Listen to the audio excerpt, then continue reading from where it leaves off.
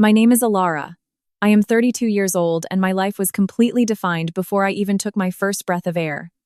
I am a twin, but in my family, that word does not mean equal.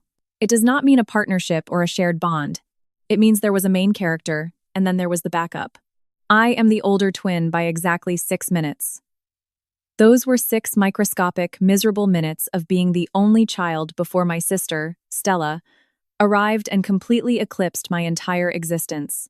Growing up in the same house as Stella was like trying to read a quiet book while someone is shining a massive, blinding spotlight directly into your eyes. You just cannot focus on anything else. And absolutely no one else in the room can even see you. Stella was not just the favorite child. She was the sun, the moon, and the stars to my parents. I spent my entire childhood, my awkward teenage years, and the better part of my 20s learning how to be perfectly invisible. I perfected the exhausting art of standing in the background, of shrinking my personality and my needs down to nothing so she could take up more space. And let me tell you, she absolutely loved taking up space. It started early, and the comparisons were never subtle. My parents did not even try to hide their preference. I remember being in year 6. It was a Tuesday afternoon. Stella brought home a school report with a B- in her science class. A B-. My parents, Arthur and Beatrice, acted like she had just cured a major global disease. My mother immediately went to the kitchen and baked a massive chocolate sponge cake. My father took us all out to a fancy steak dinner, raising a glass of sparkling apple juice to his little genius who tried so incredibly hard. I sat quietly at the very end of the table, cutting my food into tiny pieces, clutching my own school report under the table. I had received the head teacher's commendation, straight A grades across the board in every single subject. When we finally got home, I pulled it out of my rucksack and showed it to my mother. She barely glanced at the paper, handed it right back to me, and said, "That is nice, Alara. Make sure you help Stella with her science project this weekend." And that was it. She turned right back to my sister to discuss what dress she wanted to wear on Sunday. The message was loud, crystal clear, and burned into my developing brain before I even knew how to articulate the pain. Stella mattered. I was just the extra helping hand. It was 1,000 little cuts like that every single year. If Stella caught a cold, the entire house shut down. The television was kept on low volume. Soup was made from scratch, and my parents hovered over her bed. If I was sick with the exact same flu, I was told to drink plenty of water, take a paracetamol, and stay out of the way so I would not infect anyone else. When Stella went to her 6th form leavers ball, my parents spent a small fortune on a custom gown, a stretch limousine, and professional hair and makeup artists who came to the house. When it was my turn to go to the ball, my mother handed me a 100-pound note from her handbag and told me to find something nice on the clearance rail at the local high street. I am not telling you all of this to sound like a bitter, jealous sibling, though I know perfectly well that I probably do.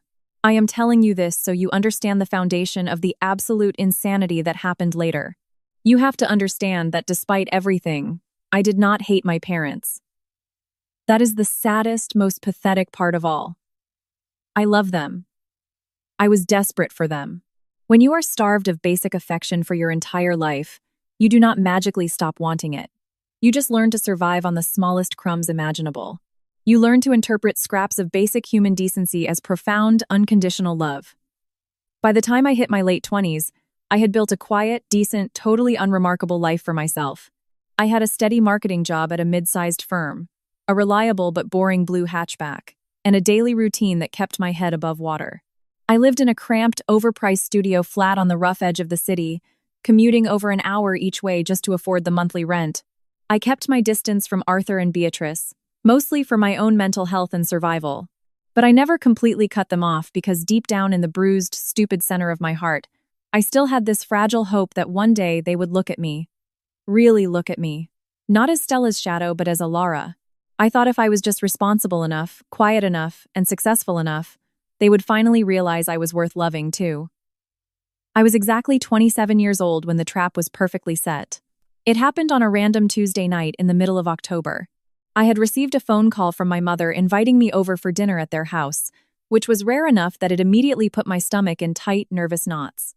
Usually, I only got a seat at the family table if it was a major holiday, or if Stella specifically needed an audience for whatever new chaotic drama she was currently going through. But that night, it was just the 3 of us, Arthur, Beatrice, and me. No Stella. I should have known right then and there that something was horribly, fundamentally wrong.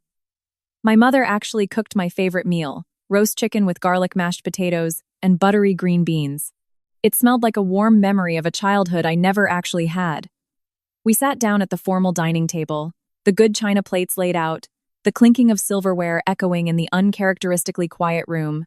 My father poured me a glass of expensive red wine. They asked me detailed questions about my job, my long commute, my daily life. It was completely surreal. For about 20 solid minutes, I felt like a real valued daughter. I felt warm and accepted, and then the other shoe finally dropped. Beatrice dabbed her mouth gently with a cloth napkin, offered me a sweet practiced smile, and leaned forward across the table. "You know, Alara," she said, her voice dripping with that manufactured sugary maternal warmth she usually reserved exclusively for my sister. "Your father and I have been talking, and we have been thinking about you a lot lately. That long commute of yours is just terrible for your health, and renting that tiny little studio flat out in the commuter belt is just throwing your hard-earned money away." I nodded slowly, my internal guard slowly creeping up. "It is what I can afford right now, Mum. City center rent is crazy." "Well," my father chimed in, resting his elbows on the table and folding his hands. "We have a proposition for you. You know your grandmother's old flat? The one we inherited in the city center after she passed away." I knew it well. It had been sitting completely empty for over 2 years since my grandmother passed. It was in a fantastic location, right in the vibrant heart of the city, close to my office. But it was inside a very ancient, neglected building. "We are bleeding money every single month, paying the council tax, the insurance, and the service charges while it just sits there gathering dust," my mother continued, her eyes locking onto mine. "We simply do not have the time or the energy to manage a rental property or deal with strangers right now. So, we thought you could live there." I froze, the piece of chicken turning to dry ash in my mouth. "Live there in Grand's place?" "Yes," Beatrice beamed brightly, acting as if she were personally handing me a winning lottery ticket. "It would be absolutely perfect for you. It is so much closer to your office. You could walk to work. And to help you out, because we want to see you thrive, we will only charge you 3/4 of the market rate for rent. It is a win for everyone. We get a family tenant we can trust, and you get a massive living upgrade in a great neighborhood." 3/4 of the market rate. I rapidly did the maths in my head.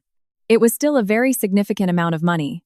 Actually, slightly more than I was currently paying for my tiny studio. But for that specific city center location, it was technically a steal. But this was my family. Nothing was ever just a favor. Everything had strings attached. Heavy, suffocating, invisible strings. "I do not know what to say," I stammered, looking back and forth between the two of them. "Just say yes," Arthur said, chuckling softly. "It is time you had a proper place to live, Alara. Consider it our way of helping you get properly settled." I looked at my mother's smiling, seemingly loving face. For a split second, I saw completely past the manipulation. I let myself desperately believe the narrative they were selling me. I let myself believe that they actually cared about my exhausting commute, that they wanted me to be safe and comfortable, that they were finally stepping up as parents to help me out. I actively ignored the screaming alarm bells in my head that told me this was a cold business transaction dressed up as a warm family hug. I said yes. I thanked them profusely, practically tripping over my own words to show my deep gratitude. I felt a massive surge of blind loyalty and affection that makes me physically sick to think about now. They had set the bait perfectly, and I swallowed it whole, hook, line, and sinker. I thought I was getting a permanent home. I thought I was getting a huge step closer to my family's heart. I had absolutely no idea I was just signing up to be their unpaid living contractor and their future emergency piggy bank. The illusion they had painted completely shattered the exact moment I turned the brass key and walked into my grandmother's flat for the first time as its official new tenant. My parents had conveniently forgotten to mention the actual physical state of the place.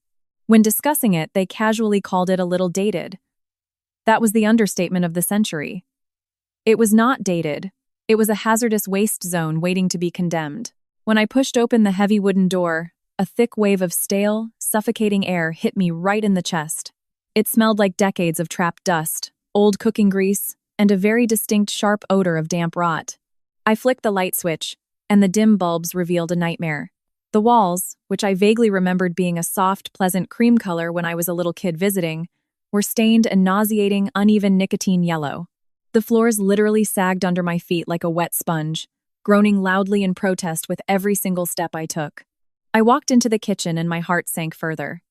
The appliances looked like they belonged in a museum of mid-century depression. The rusted fridge freezer hummed with a terrifying loud rattling noise that vibrated through the floorboards, and the cheap lino floor was peeling up at all the corners, revealing patches of thick black mold growing underneath. The bathroom was even worse. The grout between the tiles was completely black, and the tap dripped a steady stream of rust-colored water. I stood completely still in the center of the living room, dropping my single cardboard box of cleaning supplies onto the floor, and I wanted to break down and cry. It was not a home. It was a rotting grave that someone had simply forgotten to bury. My parents had not done me a generous favor. They had dumped a massive, expensive liability onto me because they were too cheap and lazy to hire a professional crew to gut the place. They knew I would not complain. They knew I would take it, pay them rent on time every month, and fix it up myself because I was Alara, the dependable, invisible, desperate workhorse of the family. But standing there breathing in the toxic, dusty air, something twisted deep inside my brain. Instead of turning around, walking away, and throwing the keys back in their faces, my deep-rooted trauma response kicked in. The twisted, broken logic of a neglected child took over the steering wheel. I looked at the peeling yellow wallpaper and the rotting floorboards, and I thought, if I fix this, if I make this place beautiful and perfect, they will finally have to respect me. They will see how hard I work. They will have to notice me. So, I did not cry. I tied my hair back, rolled up my sleeves, put on a thick paper mask, and I went to war. For the next entire year, my life became a punishing cycle of exhausting, back-breaking physical labor. I worked my demanding corporate marketing job during the day, smiling at clients and writing reports. And at night, I became a demolition crew of one. I tore up the disgusting, urine-stained green carpets with my bare hands. I remember sitting on the floor at 2 a.m, using a pair of pliers to pry hundreds of rusty staples out of the floorboards until my cuticles bled freely and my fingers were raw, swollen, and blistered. I scrubbed the bathroom tiles with harsh, burning chemicals until my lungs physically ached and I felt dizzy from the fumes. Because I had poured almost all my savings into paying the initial deposit, the removal van, and the first few months of rent, I could not afford to hire professional contractors. I had to learn to do absolutely everything myself. I watched hundreds of hours of video tutorials online. I learned how to properly patch plasterboard, how to sand wooden skirting boards, how to replace a toilet wax ring. Some nights I was too bone-tired to even drag myself to the cheap air mattress I had thrown on the floor in the bedroom. I would just pass out on the bare, cold, splintered floorboards in the living room, waking up covered in white plaster dust, every single muscle in my body screaming in agonizing pain. But slowly, painfully, inch by inch, the flat started to breathe again. I painted the walls a crisp, clean gallery white, banishing the horrible yellow stains forever. I bought cheap but modern light fittings on clearance and installed them. Every bruise on my knees, every deep cut on my hands, every pound squeezed from my tight budget felt like a physical sacrifice I was eagerly offering up to the altar of my parents' approval.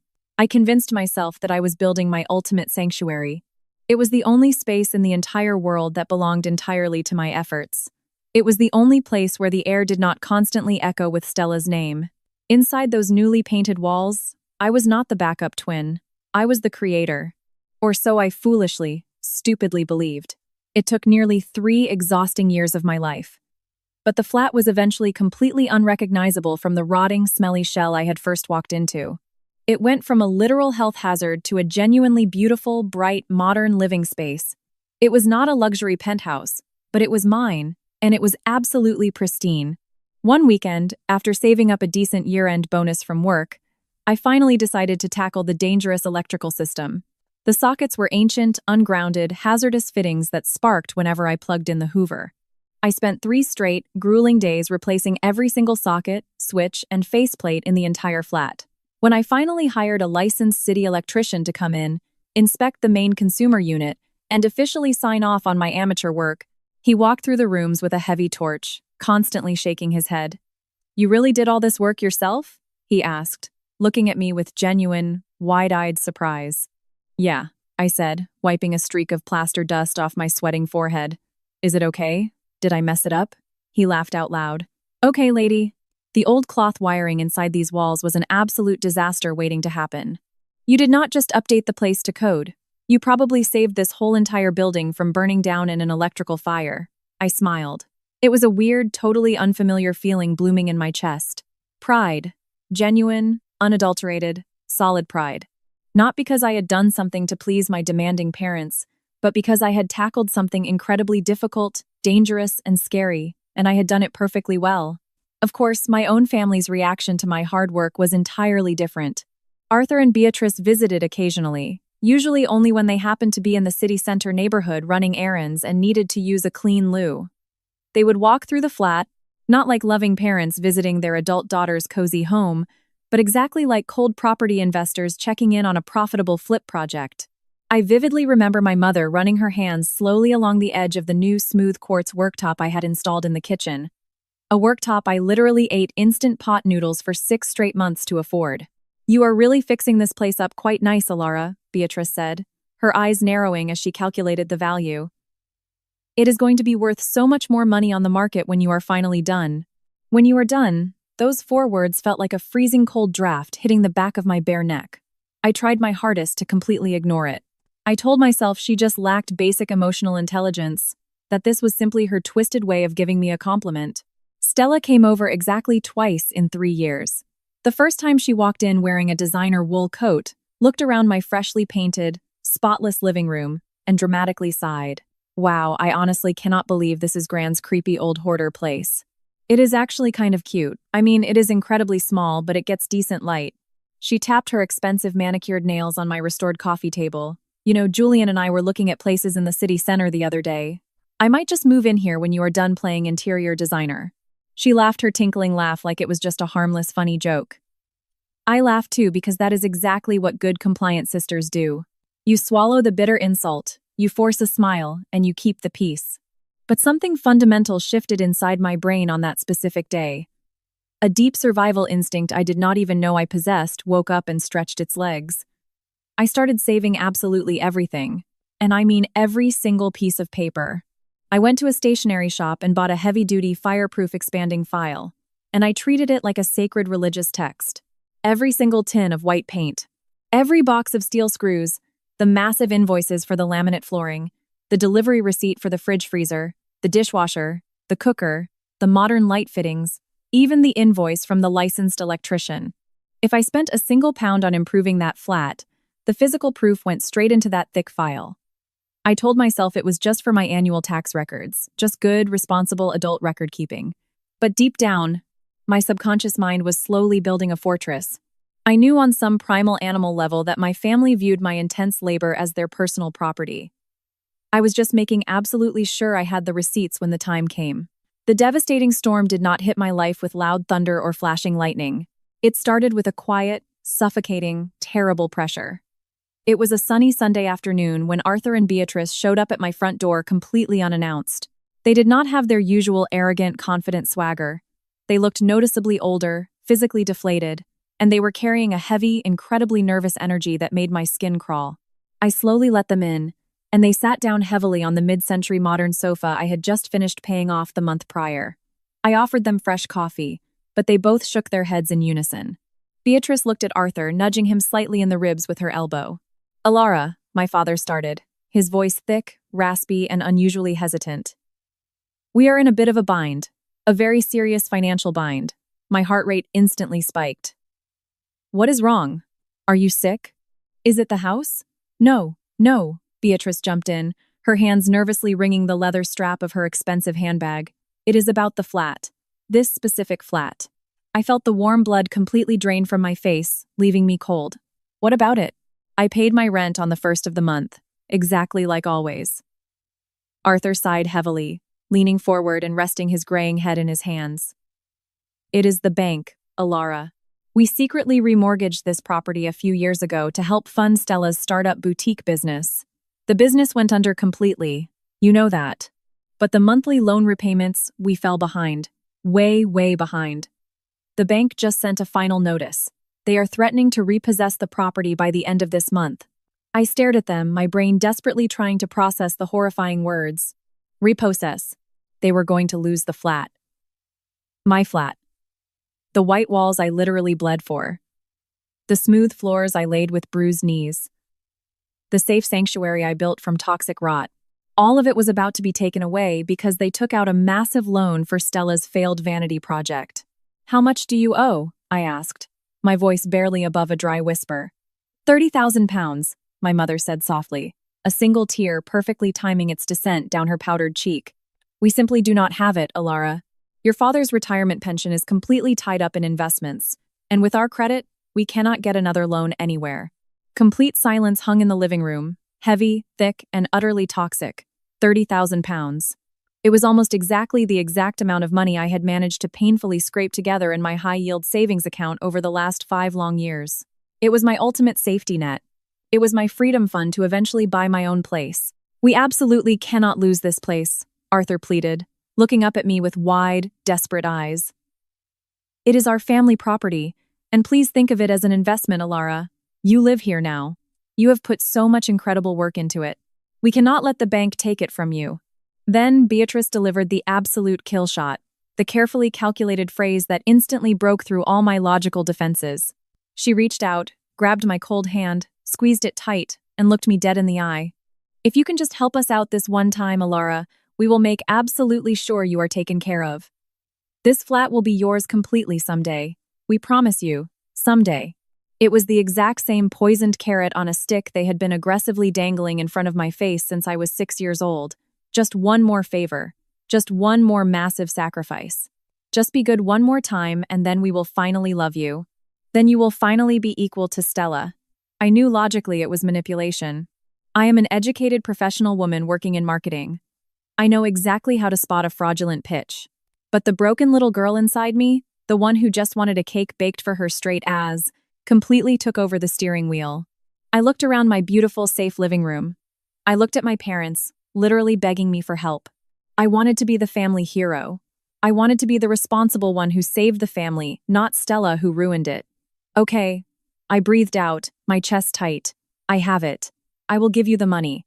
The very next morning before work, I walked into my local high street bank branch. My hands were shaking so violently I could barely grip the pen to sign the wire transfer authorization slip. £30,000. Years of aggressively skipping holidays, ignoring my outdated wardrobe, packing cheap lunches every single day, and working endless overtime hours. All of it gone in a signature. I sat directly across from the bank cashier, watching the computer screen as the massive numbers permanently moved from my secure account to my father's empty one. When the cashier smiled politely and handed me the printed confirmation receipt, I felt physically ill. A wave of profound, dizzying nausea washed over my entire body. It felt exactly like I had just bought fake love on a clearance rail. I walked out of the quiet bank and into the bright, blinding sunlight, clutching the piece of paper to my chest, desperately trying to convince my racing brain that I had done the right thing. I had secured my beautiful home. I had saved my desperate parents from ruin. I drove my car straight to their house on my lunch break to drop off the bank paperwork. When I walked through the front door and into the kitchen, Arthur and Beatrice were anxiously waiting by the counter. Beatrice took one look at the receipt in my hand and practically tackled me with a massive hug. "Oh, Alara," she cried loudly, squeezing my shoulders tighter than she had in a full decade. "Thank you. Thank you so much. You truly saved us." Arthur walked over, placed a heavy, shockingly warm hand on my tense shoulder, and looked at me with an expression I had never ever seen directed at me before in my entire life. It was absolute, genuine, undivided approval. "We are so incredibly proud of you, Alara," he said, his deep voice thick with actual emotion. "You are such a good daughter. We are proud of you." 5 simple words. But I had waited over 32 years of my life just to hear them. The massive tight knot of anxiety that permanently lived in my chest dissolved instantly. I drove back to my corporate office with the car windows rolled down, the radio turned all the way up, crying happy tears of sheer, unadulterated relief. For the first time in my entire existence, I was not the afterthought. I was chosen. I was highly valued. For a few short weeks, I lived in a state of complete, naive bliss. The heavy, dark, suffocating cloud that had hovered over my relationship with my parents my whole life seemed to have miraculously lifted. When I called them on the phone, they actually answered on the first ring. When I stopped by the house on a weekend, they immediately offered me fresh food. There was absolutely no mention of the massive debt, No mention of the 30,000 pounds. And no mention of the future deeds to the flat. Just a comfortable, incredibly peaceful silence. But sometimes silence is not actually peace. Sometimes silence is just the terrible sound of a steel trap closing very, very quietly around your leg. A full month passed. My savings account was totally empty, but my daily life felt incredibly secure. I was sitting on my new sofa, peacefully reading a book when my mobile phone vibrated violently on the coffee table. The bright screen lit up with Stella's name. I took a deep breath, preparing my mind for whatever trivial, annoying drama she was going to dump on me, and answered the call. "Alara," she practically shrieked directly into the receiver, her high-pitched voice bubbling with manic, uncontrollable joy. "You will not even believe it." "What is it, Stella?" I asked, intentionally keeping my tone flat and even. Julian finally proposed. He did it. We are officially getting married. I closed my eyes, massaging my temples. "That is great, Stella. Congratulations." "Truly, I know. The diamond ring is absolutely massive. Anyway, listen to me. We are throwing a huge, lavish engagement party next month at his wealthy parents' summer estate. It is going to be incredibly upscale and catered. You are coming, right? You absolutely have to come." "Of course, I will be there," I said, forcing a cheerful smile into my voice. "Perfect. Do not wear anything too drab or cheap-looking." "Okay, see you. Bye." She hung up the phone before I could even reply. I slowly set the phone down on the table. Despite the incredibly subtle, classic Stella insult, I did not let it bother me. Stella was getting married, which meant she would be completely focused on her own life for the foreseeable future. I had my beautiful flat. I finally had my parents' respect, and I was finally safe from the chaos. I had absolutely no idea that the 30,000 pounds I gave them did not buy my long-term security. It essentially bought the tickets to my own execution. The grand stage was being set for the engagement party, and I was about to walk blindly right into the slaughterhouse. The drive from my flat to the sprawling estate where the engagement party was being held took just under an hour, but every single minute of it felt like an absolute eternity. I was gripping the steering wheel of my basic 10-year-old blue hatchback so tightly that my knuckles had turned completely white against the cheap plastic. The air conditioning in my car barely worked, blowing a tepid, rattling breeze against my face as I navigated out of the busy city limits and into the wealthy, aggressively manicured commuter belt where Julian's family lived. I had the radio turned completely off, preferring the loud, steady hum of my worn tires on the motorway to any music that might accidentally tap into the deep well of anxiety sitting heavy in the very bottom of my stomach. I was 32 years old, an independent woman with a stable career and a beautifully renovated flat. Yet driving to see my parents and my sister still consistently made me feel like an insecure, frightened 12-year-old girl hoping she would not be yelled at for breathing too loudly.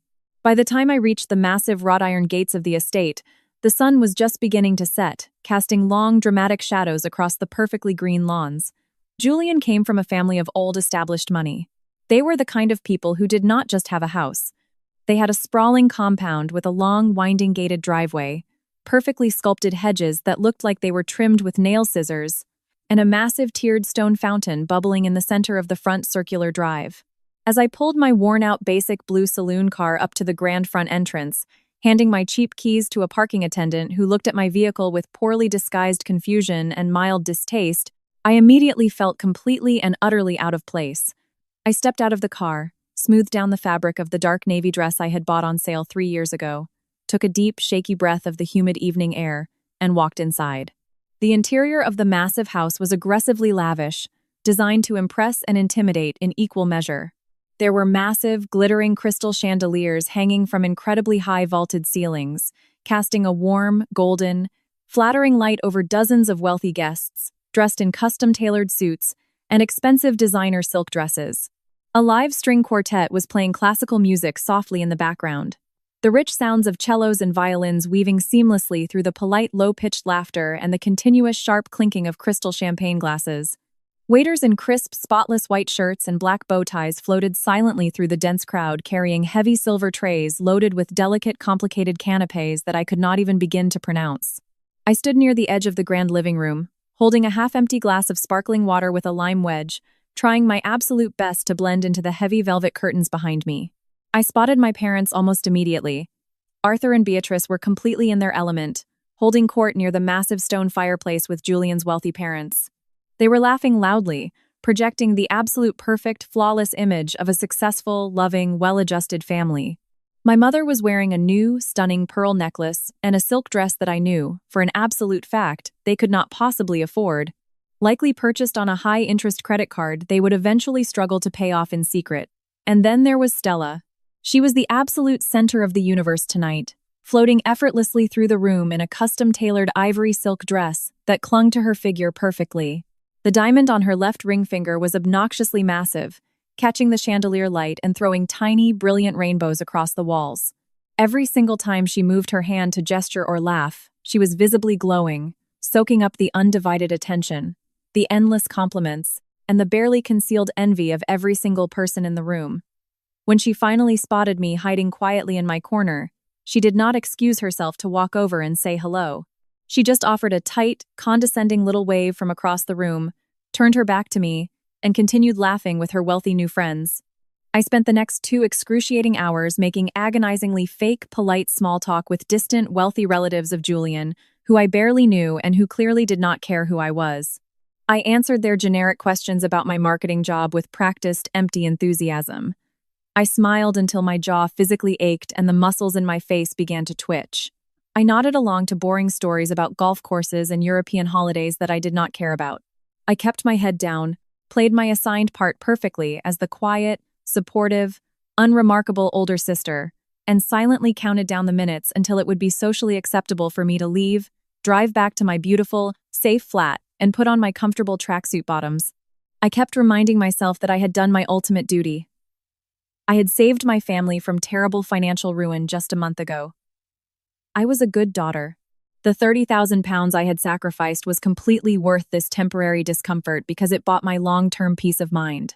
I actually let myself believe, standing there in that room full of strangers, that everything was finally going to be okay. Just as the efficient catering staff began quietly clearing the delicate starter plates to make way for the lavish main course, the soft classical music playing in the background suddenly faded out to complete silence. My father, Arthur, had positioned himself in the absolute center of the massive living room. He was holding a silver dessert spoon and tapping it gently but firmly against the side of his tall champagne flute. The sharp, clear ringing sound immediately cut through the heavy chatter of the wealthy crowd. Within a matter of seconds, the entire room fell completely silent, shifting their attention. Dozens of expectant faces turned toward him, waiting for whatever announcement he was preparing to make. My mother, Beatrice, stood proudly right next to him, her hand resting delicately and possessively on his suited arm. She wore a wide, heavily rehearsed, camera-ready smile that stretched across her face, but did not quite reach her cold, calculating eyes. Stella and Julian were gently pulled to the front of the crowd by my mother, standing side by side like the absolute perfect picture of young, wealthy love. "If I could have everyone's attention for just a brief moment," my father began, his deep, resonant voice carrying easily across the large room, without the need for a microphone. He puffed out his chest, looking every bit the proud, benevolent, successful patriarch he desperately wanted these people to believe he was. "Beatrice and I want to take a moment to sincerely thank Julian's wonderful parents for graciously hosting this truly incredible, beautiful evening. And we want to officially, publicly welcome Julian into our family. He is a fine, upstanding young man, and we honestly could not be happier for our little girl." A warm, approving murmur of agreement and scattered, polite applause rippled through the wealthy crowd. I clapped politely from my dark, isolated corner by the curtains, taking a slow, steadying sip of my sparkling water.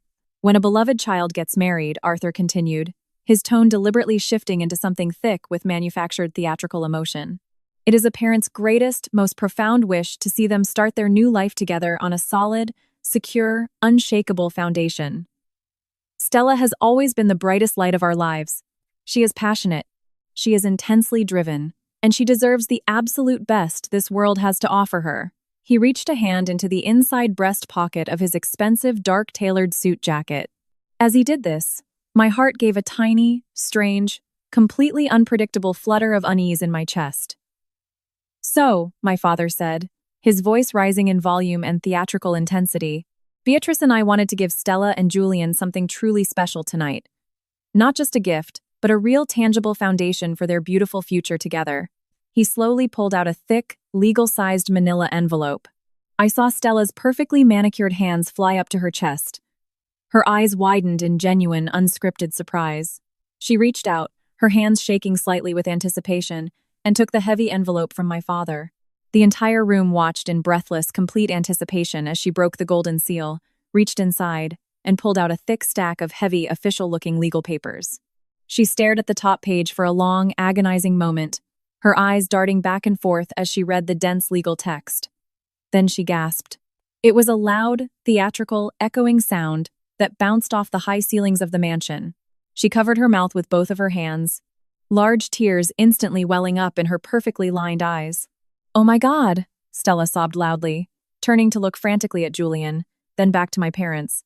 "The deeds, the actual deeds. You are giving us the flat. You are giving us the city center flat." The words hit me so incredibly hard that I felt all the air violently, instantly leave my lungs. My father nodded slowly, beaming with absolute sickening pride. "It is fully paid off, and it is entirely yours, sweetheart. Free and clear. A perfect, beautiful place in the center of the city for you two to start your marriage. You have earned it." The entire room erupted into deafening, chaotic applause. It sounded like rolling thunder. People were cheering loudly, whistling, raising their champagne glasses high in the air in a toast. Stella threw her arms around my father's neck, crying loudly onto his shoulder, while Julian vigorously shook my mother's hand, thanking her profusely. I stood completely frozen. I was utterly physically paralyzed. My brain simply could not process the sequence of English words I had just heard. My flat. The flat I had literally bled for. The floors I laid plank by plank until my hands were blistered and raw. The walls I painted. The dangerous electrical system I replaced. The 30,000 pounds I had drained from my life savings just 4 short weeks ago to save it from a bank repossession. They had taken my entire life savings to pay off their secret bank loan just so they could turn around, clear the title, and hand the deeds over to my sister as a lavish wedding gift to impress her new wealthy in-laws. The loud cheering and the enthusiastic clapping from the crowd felt like literal physical blows against the side of my head. The grand living room started to spin violently around me. My vision blurred at the edges, tunneling in and focusing only on the bright white legal papers clutched so tightly in Stella's hand. I opened my mouth to try and take a desperate breath, but the air felt impossibly thick, completely choked with expensive floral perfume and massive, unforgivable, suffocating lies. I was literally drowning in plain sight, and everyone around me was smiling and clapping. Then a single sharp voice cut through the celebratory noise. It was my Aunt Agatha, my father's older sister. She was standing near the front of the crowd, holding her drink, looking utterly bewildered and deeply uncomfortable. "Wait a minute, Arthur," Aunt Agatha said loudly, her brow furrowed in genuine confusion, speaking over the dying applause. "Isn't that Alara's flat? I thought Alara lived there. Didn't she spend years fixing that awful place up?" The joyful laughter in the room immediately faltered. The applause died a sudden, incredibly awkward death, trailing off into a tense, heavy silence. Every single head in the grand living room turned away from the happy, crying couple and looked directly at me, standing completely still in the dark shadows by the heavy curtains. Dozens and dozens of faces stared at me. Some were curious. Some were deeply pitying. But most were just profoundly confused by the sudden disruption of the perfect narrative. I looked directly at my father. I waited for him to explain. I waited for him to backtrack, to say it was a misunderstanding, to say they had another plan for me, or at least show a single ounce of shame or guilt. But Arthur did not flinch. His expression did not soften. He looked intensely annoyed that the spotlight had shifted away from his grand, generous gesture and onto the daughter he considered an afterthought. He cleared his throat loudly, aggressively adjusting his expensive silk tie, and looked at me with eyes as cold and dead as river stones. "Alara has been staying there for a few years. Yes," he said smoothly, addressing the wealthy crowd as if I were a distant, troublesome, slightly unhinged acquaintance rather than his own flesh and blood. "But she has been living there on heavily subsidized rent. We have been more than generous to her for a very long time. It is time she moves on, finds her own way, and lets her sister have a turn. The family property belongs to Stella and Julian now." Beatrice immediately nodded in aggressive, vigorous agreement, stepping closer to Stella to put a protective arm around her waist. "Exactly," my mother added, her voice sharp, dismissive, and dripping with condescension. "Alara is a grown adult. She has overstayed her welcome in that flat long enough. It is time she stops relying on our charity and finally stands on her own 2 feet." The absolute staggering audacity of the lie physically paralyzed me. Searing heat crawled up my throat like battery acid. I wanted to scream. I wanted to tear the velvet curtains down from the walls. I wanted to scream at the absolute top of my lungs that I had paid my rent on time every single month, that I had rebuilt every square inch of that rotting place with my own bruised hands, that I had just handed them 30,000 pounds in cash to save it from the bank. I opened my mouth to speak, to fiercely defend myself, to expose their massive fraud to all these wealthy strangers. But my voice simply would not come out. 32 years of strict, relentless psychological training and absolute silence pinned my vocal cords down completely. I was deeply programmed to take the hit. I was programmed to protect their public image at all costs. I just stood there, a pathetic, invisible ghost, while my family publicly evicted me from my own life, stole my life savings, and framed it to a room full of millionaires as an act of tough love and charity. Stella did not even look at me. She did not show a single moment of sympathy. She just turned her back to me again, giggling through her fake tears, whispering to Julian about what color they were going to paint the living room. The crowd, sensing the awkwardness had finally passed, began to politely applaud again, much louder this time, desperately trying to cover up the incredibly ugly family moment they had just witnessed. I set my sparkling water glass down on a nearby wooden side table. It made a quiet clink that absolutely nobody heard. I turned around, walked out the heavy oak front doors into the humid night, and silently handed my ticket to the parking attendant. I did not say goodbye to anyone. I did not demand an explanation. I just got into my cheap blue car, drove out of the massive iron gates, and drove away into the dark. They had just given my sister my home, but they had absolutely no idea what my silence was actually preparing me for. The long drive home from the wealthy commuter belt back to the city was completely, terrifyingly silent. I did not turn on the radio to listen to music. I did not cry. Not a single tear fell from my eyes.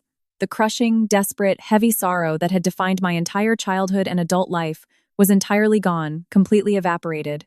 It was replaced by something else entirely. Something freezing cold, hyper-precise, and deeply terrifying. It felt exactly like a tight, rusty steel wire inside my chest had finally been pulled way too far and just snapped. It was a clean, quiet, painless break. I was entirely free of them. When I finally unlocked the front door of my city center flat and stepped inside, I turned on the bright overhead lights. I did not see a warm, loving home anymore. I did not see the cozy sanctuary I had spent 3 grueling years building with my own hands. I saw a crime scene. I saw a massive walk-in vault of evidence.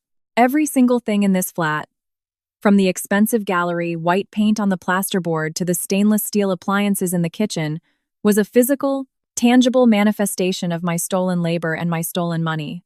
They genuinely thought they could just erase me and hand my hard work over to Stella on a silver platter. They thought I would just pack my clothes into black bin liners, cry myself to sleep, and quietly disappear into the night like I always did. I pulled out my mobile phone and dialed the number for my best friend, Imogen. She answered on the second ring, sounding groggy and sleepy.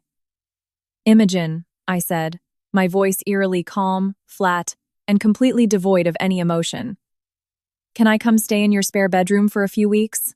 "Of course," she said immediately, her voice instantly waking up, sensing the strange dead tone in my voice. "Are you okay? What happened at the party?" "I will explain everything later," I replied smoothly. "Right now, I just need a place to sleep tonight, and I need you to text me the phone number for that commercial removal van company your brother works for. I need them tomorrow." By 2 in the morning, I was sitting at my beautiful quartz kitchen island with a massive mug of black coffee and my heavy fireproof expanding file of receipts spread out in front of me. I was not crying. I was calculating. I had formulated a plan. It was not a chaotic, emotional, messy reaction born out of a tantrum. It was a precise, ruthless, perfectly legal blueprint of total absolute ruin. I was not going to destroy their property. I was not going to smash windows or put holes in the plasterboard. I was simply going to take back exactly to the penny what legally belonged to me. Every single item I had purchased, every fitting I had installed, every appliance I held the receipt for, I was going to leave them with exactly what they gave me 3 years ago. A rotting, empty, useless, unlivable shell.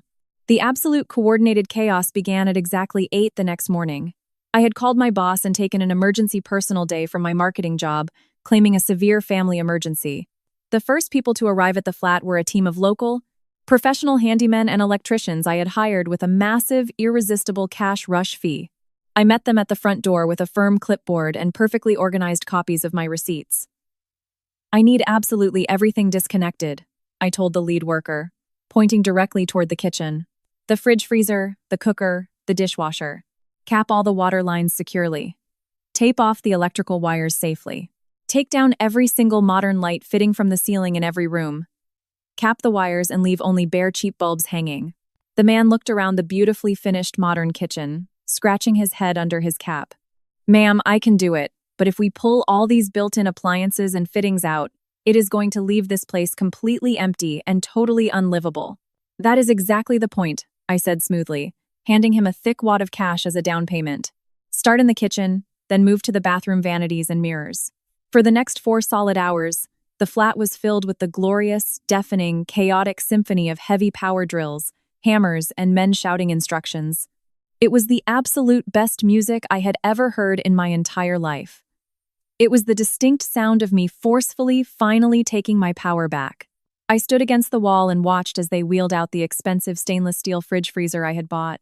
I watched as they unscrewed the beautiful modern chandelier in the dining room, leaving only 2 exposed, taped wires twisting out of a ragged hole in the ceiling. Then came the floors.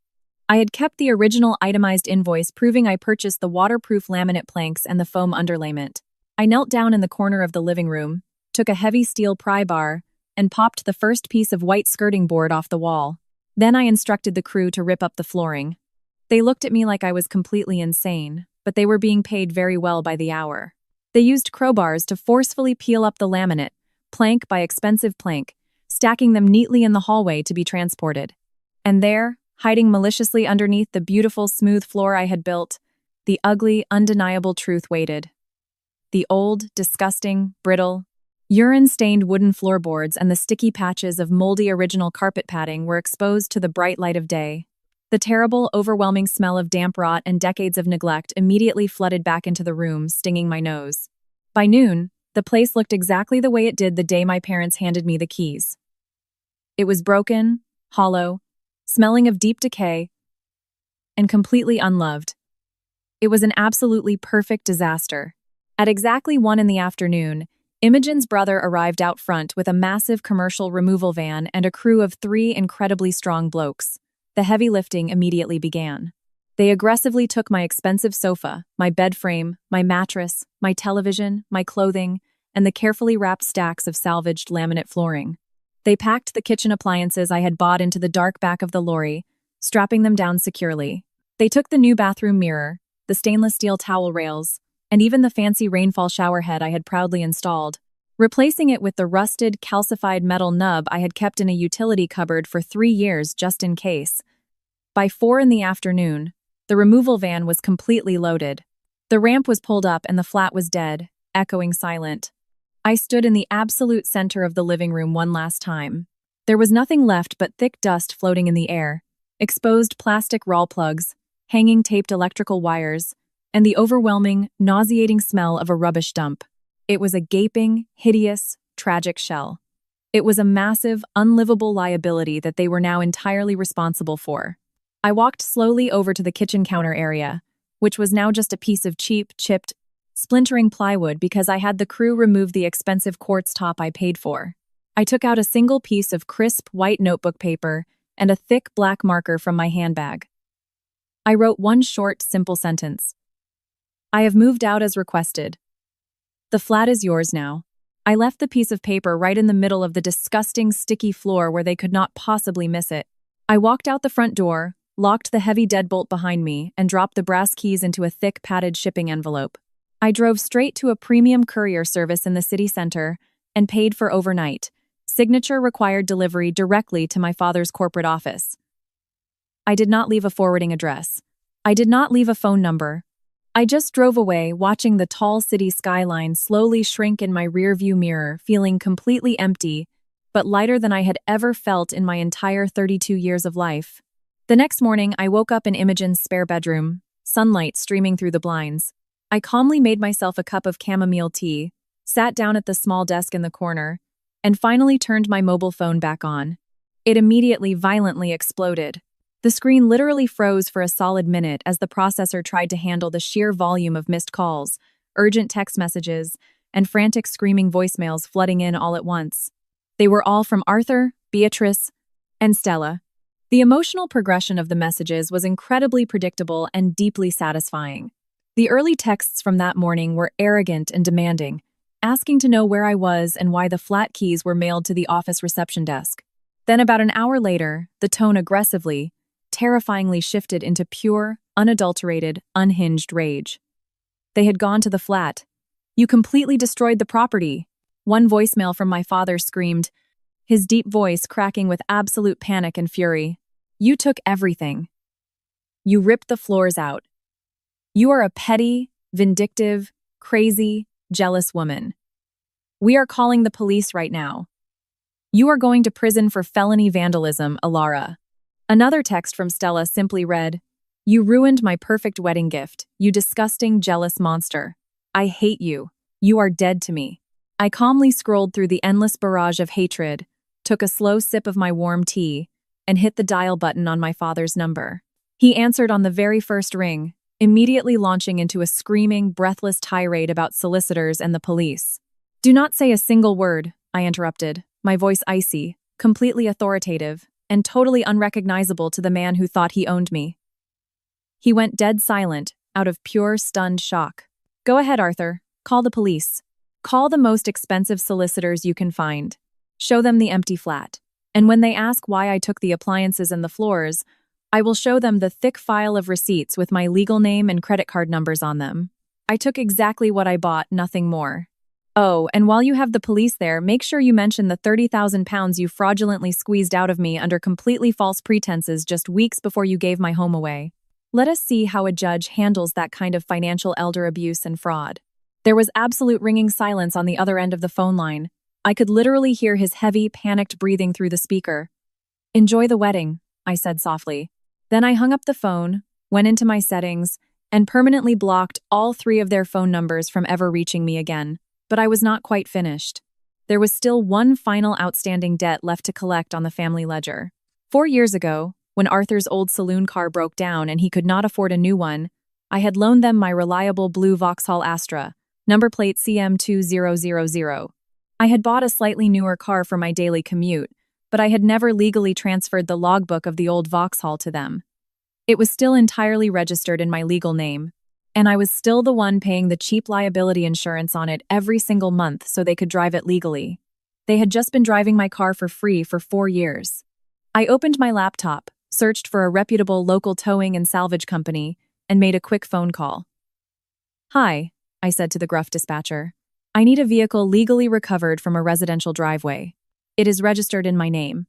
I have the logbook in hand, but the people who possess it are extremely hostile. The plate is CM2000, a blue Vauxhall Astra." An hour and a half later, my phone pinged with a text message. The tow truck driver sent me a clear, beautiful photo of the blue Vauxhall securely strapped to the bed of his massive flatbed lorry parked a few streets away from my parents' house. The car was legally mine again. I met the driver at a used car dealership across town later that afternoon. The dealer walked around the car, checked the engine, and made me a fast cash offer. I signed the logbook over on the bonnet of the car, handed him the keys, and walked away with a banker's draft for exactly 12,000 pounds. It was not revenge. It was not malicious payback. It was just basic cold accounting.